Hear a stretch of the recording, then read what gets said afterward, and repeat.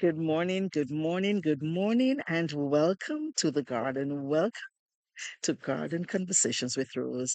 I am on the final day of that little short break that we were afforded for the Easter season, that extremely short break. I can't do anything about it, so I've got to accept it. Welcome to the garden. Welcome to Garden Conversations with Rose. We're in the month of April. It's all about April's Way, where we honor Miss Veronique, my mother, whose birthday would have been on April 29, when this year she would have turned 99 years old. Sadly, however, mommy left us on July 22nd.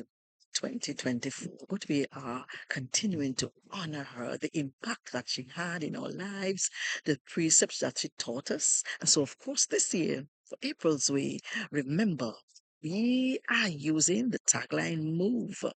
Mind your business, organize your affairs, venture out boldly, and of course, enjoy yourself. My mommy was big on minding your business. So, of course, I remember clearly as a child when we were at church, we had to pay attention.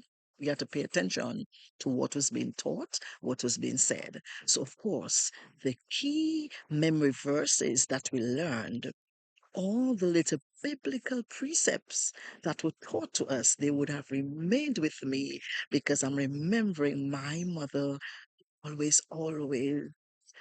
always insisted that we paid attention. We paid attention.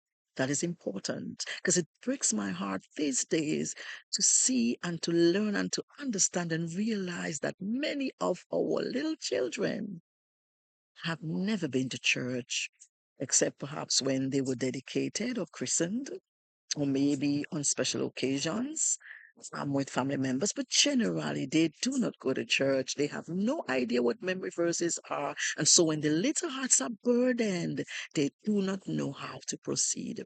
I am grateful for the precepts that my mother, Miss Veronique, would have taught us. And for her insisting that we minded our business, we paid attention when we were at church. She ensured that we paid attention when we went to camp as well. Of course, mommy also was keen on my sister and I learning to wash at a very young age. So, pretty young, we were taught to wash our ribbons, our hair ribbons. We had so many of them. We loved. She taught us to wash our socks, our vests, and of course, our underwear. And mommy was very keen on ensuring that we paid attention to the key areas of those garments so that they could be in the best possible way. So, of course, we had to make sure that the neckline of the vests and under the arms were very clean, apart from the other areas, the back and the front part. But those areas, he taught us that's where the dirt would stay, perhaps, in the necklines. And of course, under the arms, we had to wash that. When we washed our socks, we had to pay attention to the heel area and the toes area, as well as the under part of the socks, to ensure that they were well washed. So we had to rub at a very young age, at a very young age. As we washed our underwear, we had to ensure that the crotch area was properly washed. The area along the leg part, the waistline of the underwear, the back part, and of course the front area as well, generally. But we had to pay keen attention those specific areas. And of course, the ribbons were easier to wash, so we just had to wash them very easy. So my mommy was very keen on that as well. She taught us to pay attention to very important details to ensure that the best outcome would have been created. My mother, as it relates to organizing affairs, was very keen on insisting and ensuring that all of the children had their own cup, their own plates, as a way of organizing ourselves, knowing and taking care of things, knowing where they were, so that when it was time for meals, we had them already washed, clean. And so up to this day, I had continued the practice with my children. I continue the practice with myself so that up to this day, I still like to have my particular cup and plate from which I eat. Of course, there are other plates in the house that on occasions I may use. And of course, my children too remember the idea of having their own cup and relish the idea of having their own cup. That was something that was handed down by my mother as she taught us to organize and take care of our business. We were taught how to fold, particularly sheets and pillowcases in a particular way, organize it. It was a process, a procedure as to how it was done so the sheet wouldn't be um, lopsided and creased or anything like that. She was very, very keen on ensuring that we learned how to do that. And as it relates to ironing, there was a procedure how she taught us to iron the back part, the front, ensure that the seam was well placed in the sleeve of the shirt and the collar as well, and that the pleats, our uniform skirts had pleats in front, so our pleats were used to be sharp as a razor. And so these were the things that mommy taught us as it relates to organizing, ensuring that there were procedures to follow. She taught us all about the importance of reading. Reading. She always said, go get a book, go read. That instilled in me the love and desire for books. So books were my safe space. When our little world at home was sometimes in turmoil, I got away in the books. I traveled everywhere in my mind as I read those books. I was hungry for reading. It was as an insatiable appetite for reading, and it instilled a love for English and for poetry and the essays and all of that.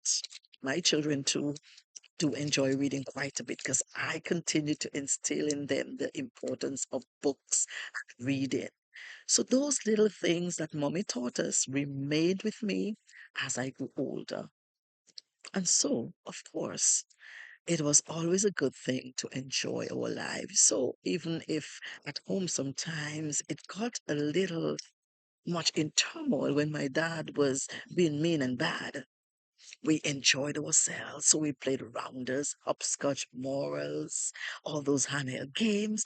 And in particular, when we went to the riverside, particularly on a Saturday and during the holidays, we thoroughly enjoyed ourselves. So even when we had our washing to do and we made sure that the clothes were washed according to what mom taught us, we enjoyed ourselves.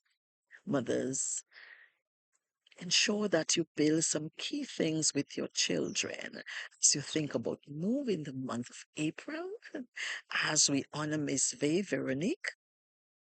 Whose birthday would have been on August 29, where she would have turned 99. And of course, incidentally, of course, today being August the 10th, this is the day that my eldest sibling, my mother's firstborn son, celebrates his birthday. And today also being the 10th of April, I am remembering that within the next 60 days, I myself will have a birthday since I was born on June the 10th. And I like to talk about the 10th of every month. 10 is a beautiful number. Let's continue to move in our lives, ensure that we mind our business, take good things, take care of ourselves, organize our affairs, put things in place that will allow us to benefit as we move along in life, venture out with whatever it is that we have, skill, creativity, whatever it is our goals, and also remembering to enjoy ourselves. Enjoy your life. Life is short. Things happen. Things fall apart quickly. Enjoy yourselves. Have a blessed day. Blessed day. And of course, it's the weekend.